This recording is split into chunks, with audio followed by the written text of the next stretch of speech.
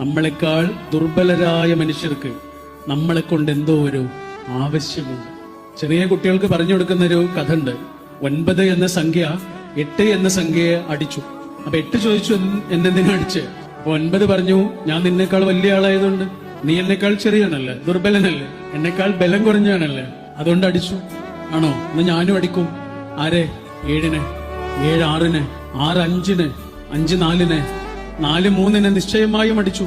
3 2-നെ അടിച്ചു, 2 1-നെ അടിച്ചു. ഒന്നിങ്ങനെ അടിക്കാൻ വേണ്ടി നോക്കുമ്പോ അവിടെ ആരില്ല, ഒരു പാവം 0 മാത്രമേ ഉള്ളൂ. അടിക്കാനൊന്നും തോന്നിയില്ല. 1 0-ത്തോട് ഇങ്ങനെ അടുത്തേക്ക് വരാൻ പറഞ്ഞു, വിളിച്ചു.